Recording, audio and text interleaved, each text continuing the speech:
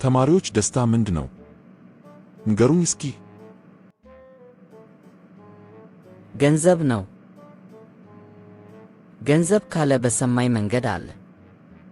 ገንዘብ ከሆነ ከበደ ገንዘብ አለው።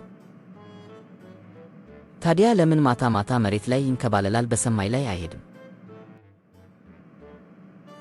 ከበደ አመድ ሀፋሽ ስለሆነ ነው። ትዳር ነው ደስታ። ሴት ጣፋጭ ነገር አላት። ታዲያ አየለ ለምን ተቃጠልኩኝ? ሚስቴ ያቃጠለችኝ ይላል። ከወገቧ በላይ ቀምሷት ይሆናላ። ልጆች ናቸው። ስስማቸው የሚሰማ ደስታ። ታዲያ ዓለሙ ልጆች አሉት። ግን የመጠጥ መለኪያ ሲስም ነው የሚታየው። እሱ ሞቅ ብሎት ከሚስቱ ጋር ጊዜ ማሳለፉን እንጂ ዘር ማስተላለፉን መቼ ያወቀን? ስልክ ነው።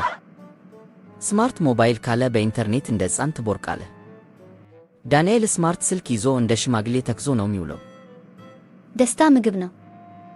እንጀራ ስጋ ካለ ሁሌ ፋሲካ ነው። ወልዴ ምግቡን እንደ አሳማ ዋጥ ነው የሚያደርገው።